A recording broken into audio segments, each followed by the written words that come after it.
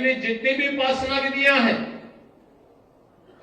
वे पंथ और संप्रदाय की उपासना विधि से भले ही अपने संप्रदाय के साथ जुड़े हुए हों, लेकिन निष्ठा और आत्मा सबकी सनातन धर्म में बसती है।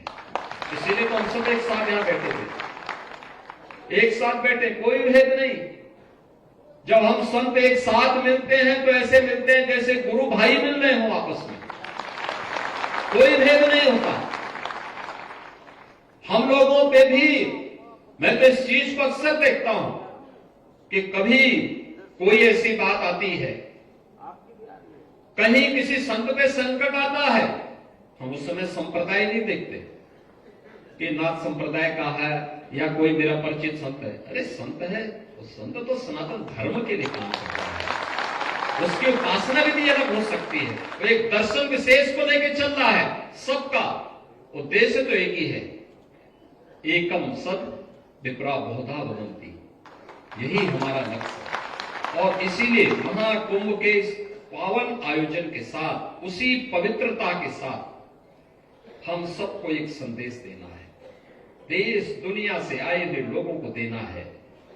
और जो बार बार जिसके बारे में प्रधानमंत्री जी का आग्रह है कि महाकुंभ का संदेश एकता से ही अखंड रहेगा देश। याद रखना, भारत सुरक्षित है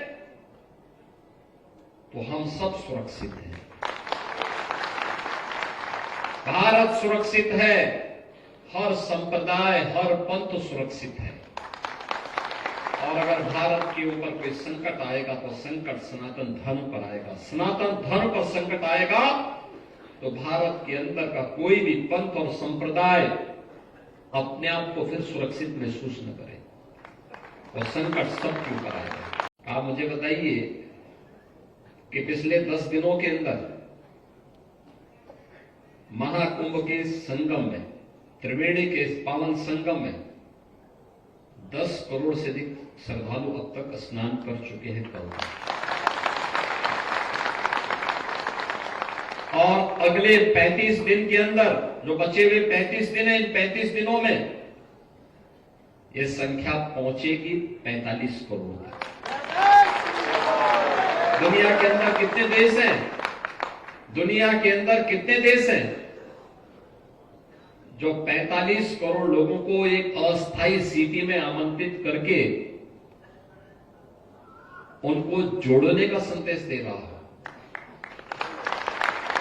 और दुनिया के अंदर कौन सा ऐसा देश है और जहां पर कोई भूखों नहीं सो सकता? किसी भी अखाड़े में जाएंगे, किसी भी शिविर में जाएंगे, वहां पर उसको 2 जून की रोटी मिल जाएगी, आशीर्वाद भी मिलेगा, दक्षिणा भी मिलेगा और प्रसाद भी प्राप्त होगा। केवल सनातन धर्म ही दे सकता है। आप जाके देखिए, लाखों लोग, करोड़ों लोग आ रहे हैं, कोई चिंता नहीं, उन्हें मालूम है, कोई चिंता नहीं उन्हें।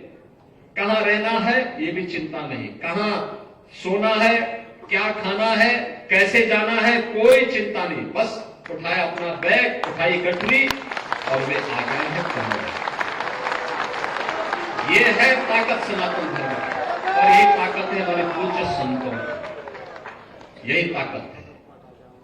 उसकी कोई जाति नहीं पूछ रहा है, उसका कोई पंथ और संप्रदाय नहीं पूछ रहा है, उसका कोई नाम नहीं पूछता है।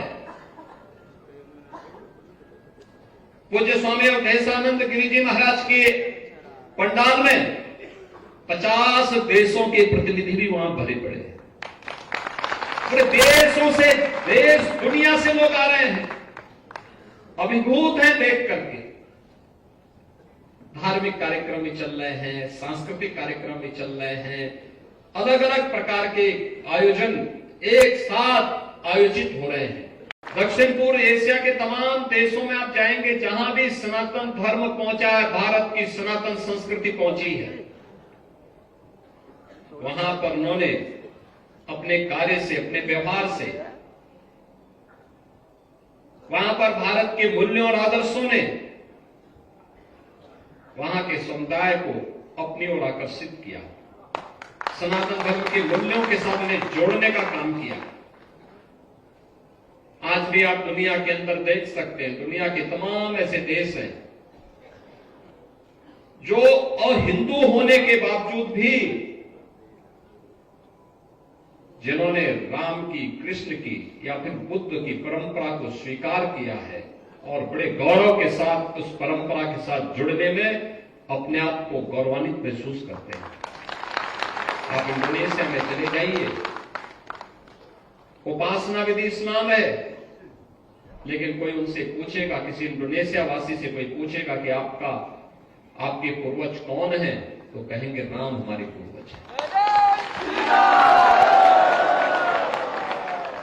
आप कंबोडिया में चले जाइए, लाओस में चले जाइए, आप वहां पर जाकर के पूछिए, थाईलैंड में चले जाइए, पूछेंगे कौन है, तो लोग कहेंगे कि हमारे पूर्वज तो बुद्ध थे, महात्मा बुद्ध थे, तो बुद्ध के साथ अपना संपर्क संवाद बनाते हैं। आप दुनिया के अंदर किसी न देश में जाइए, किसी न किसी रूप में भारत के साथ वे जुड़ते हुए दिखाई देते हैं। एक अंधकार का युग था, आज से उभर करके हम लोग फिर आगे बढ़ रहे हैं, लेकिन जितना सकारात्मक माहौल है उतनी ही चुनौतियां भी होती हैं, उतनी ही चुनौतियां भी होती हैं। और याद रखना, कोई भी धर्म, हमें दो चीजों का ध्यान बहुत मजबूती के साथ रखना होगा। सनातन धर्म एक विराट वट वृक्ष है, उसकी तुलना किसी झाड़ और झंकार से नहीं करनी चाहिए, छोटेपन से नहीं करनी चाहिए। दुनिया के अंदर अन्य संप्रदाय हो सकते हैं, पंथ हो सकते हैं, सेक्ट हो सकते हैं, उपासना विधि हो सकती है, धर्म तो एक ही है, वह सनातन धर्म है। यही मानव धर्म है।